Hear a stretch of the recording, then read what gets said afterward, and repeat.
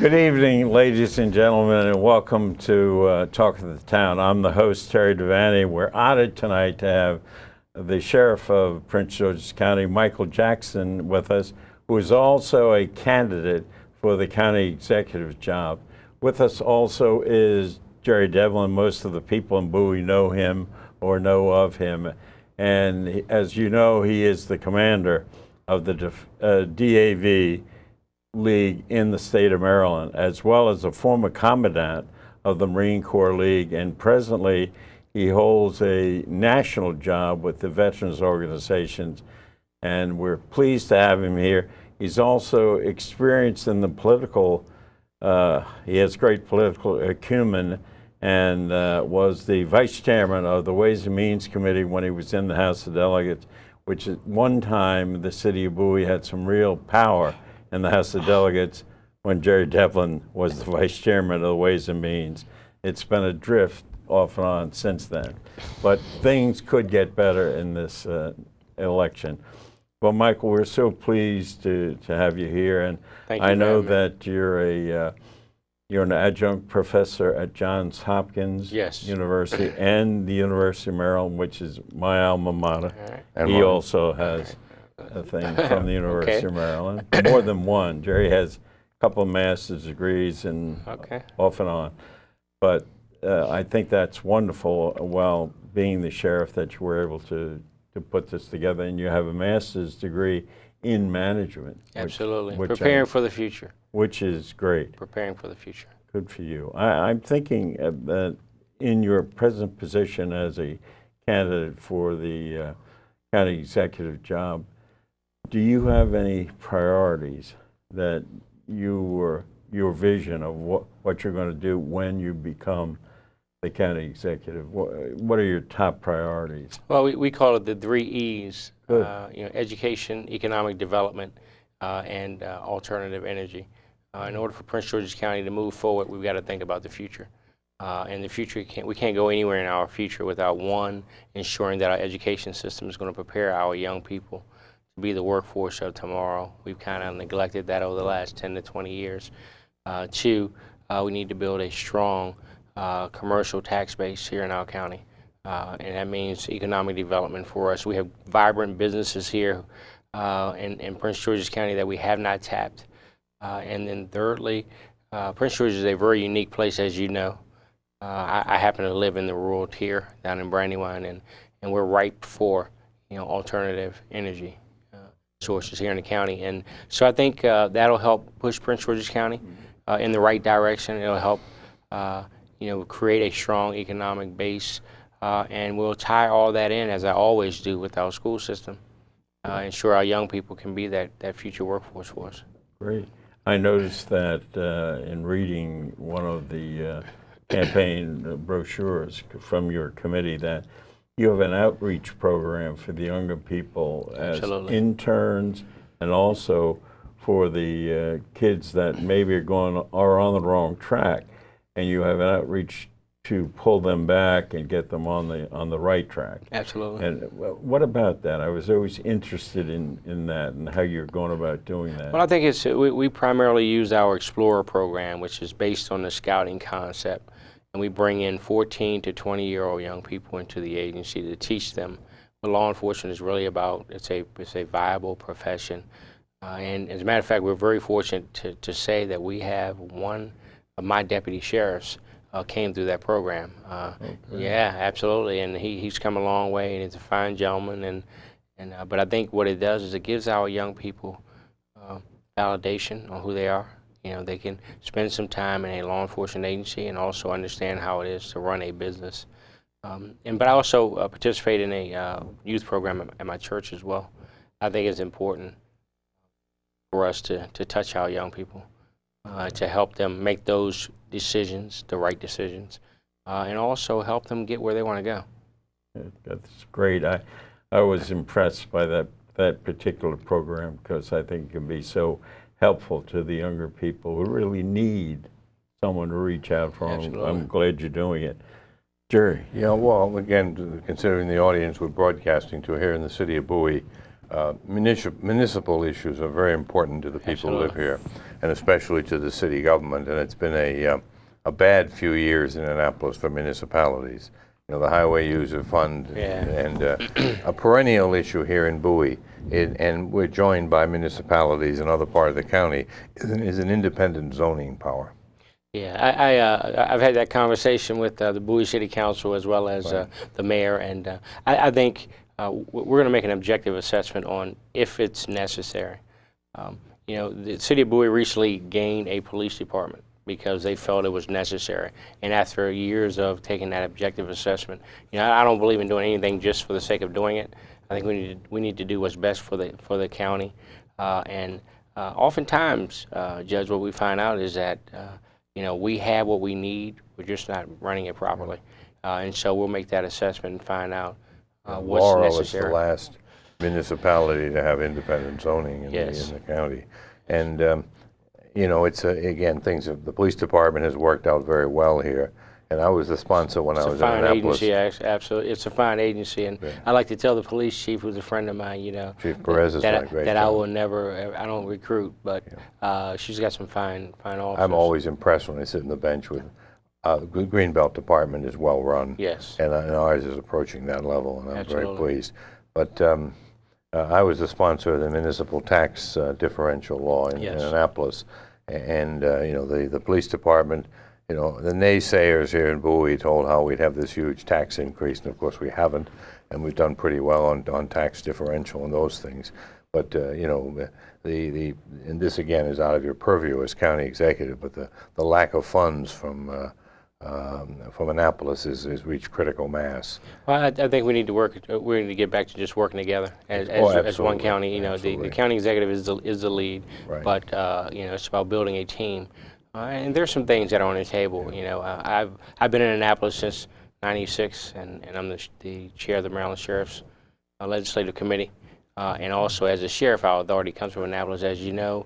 And you know, there's the issue of speed cameras. You know, that municipal governments are looking to help bring about funding, and I think it's the budget pie is not growing any larger. You know, we've got to come up with other means or resources, and that's something that I'm looking forward to.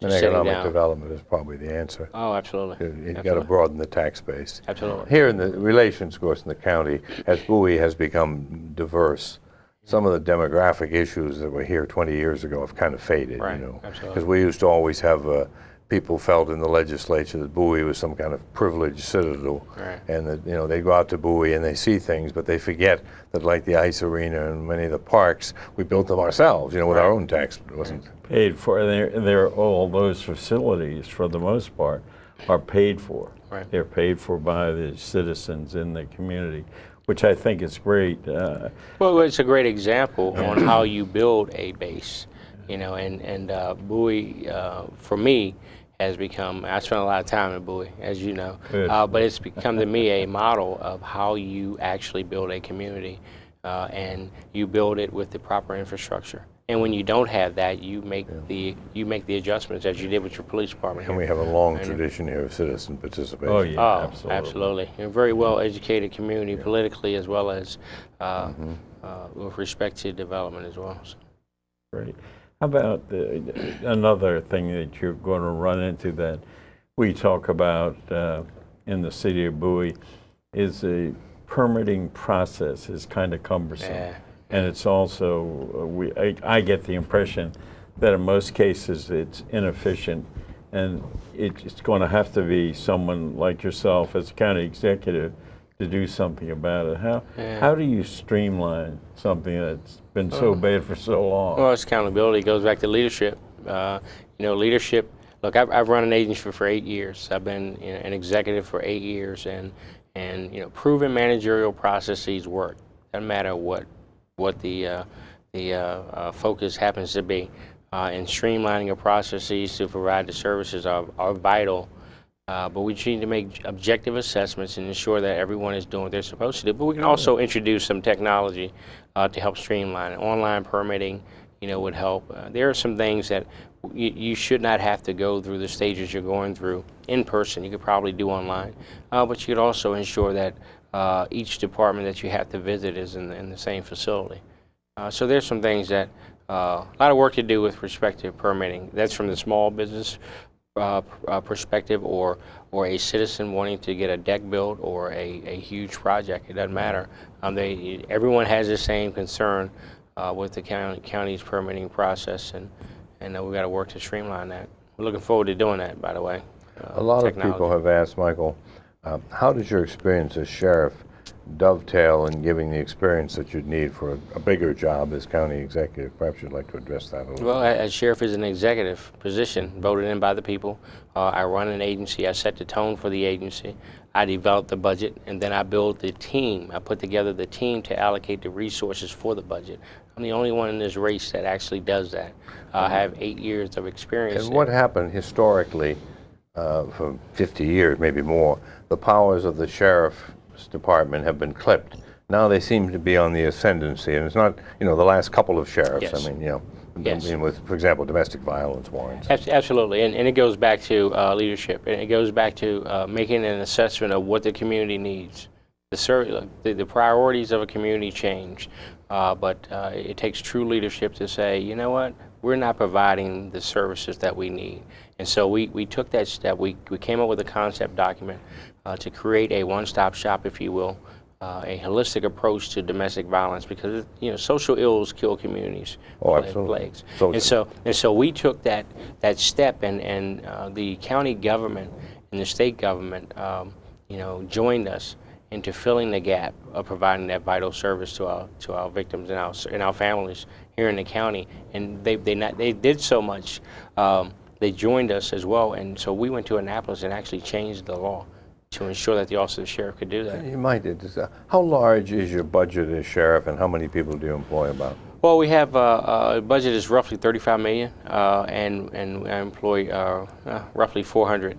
We've had a tough couple of years, so the authorized complement, we're a little off of that, but the authorized complement for the agency is 267 deputy sheriffs and just over 100 civilians.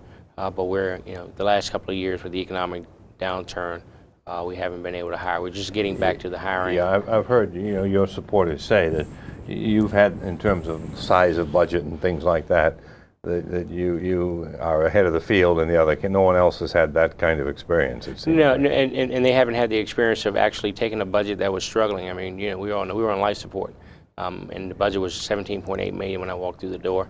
And it is now roughly $35 million, and we more than doubled the agency in size. However, and that's fine, doubling it in size, but we've also expanded our scope to ensure that we're providing the services. As second example, we have the domestic violence, but the second example was putting the deputies into the schools.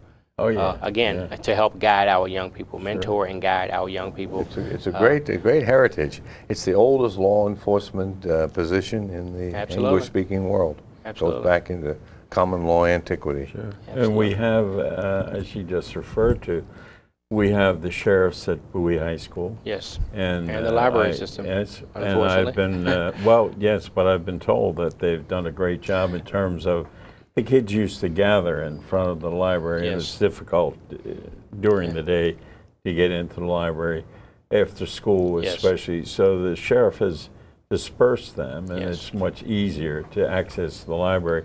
And I understand that in the schools, our new Principal Spence, I think, is doing a great job. Yes. And they have trouble like every other school, but the security is tighter than it's been, and with the exception of one recent fight in the corridor or something, or bullying, they have been at peace, it seems. And we enjoy a great relationship with the school system. I mean, it's a partnership.